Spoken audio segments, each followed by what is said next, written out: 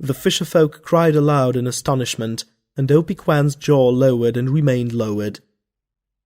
And in the distance I saw a monster, like unto 1,000 whales. It was one-eyed, and vomited smoke, and it snorted with exceeding loudness.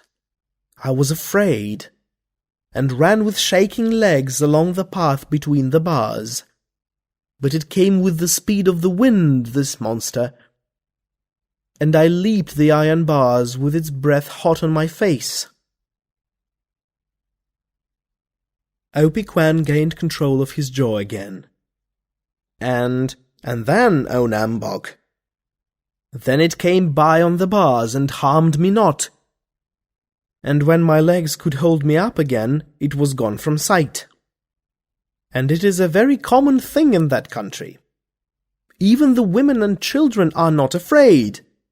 Men make them to do work, these monsters. As we make our dogs do work? Cougar asked with skeptic twinkle in his eye. Aye, as we make our dogs do work. And how do they breed these things? Opikwan questioned.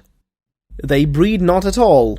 Men fashion them cunningly of iron, and feed them with stone, and give them water to drink. The stone becomes fire, and the water becomes steam, and the steam of the water is the breath of their nostrils, and— There, O Nam-Bok, Opikwan interrupted. Tell us of other wonders. We grow tired of this, which we may not understand. You do not understand? Nam-Bok asked despairingly.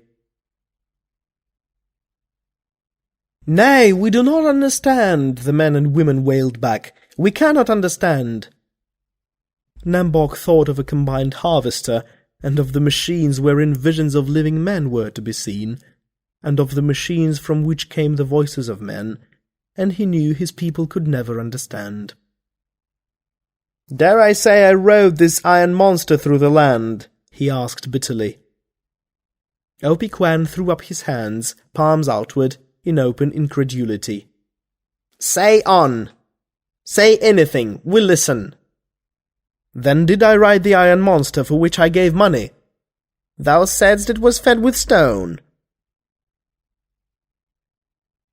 And likewise, thou fool, I said money was a thing of which you know nothing. As I say, I rode the monster through the land, and through many villages, until I came to a big village on a salt arm of the sea, and the houses shoved their roofs among the stars in the sky, and the clouds drifted by them, and everywhere was much smoke.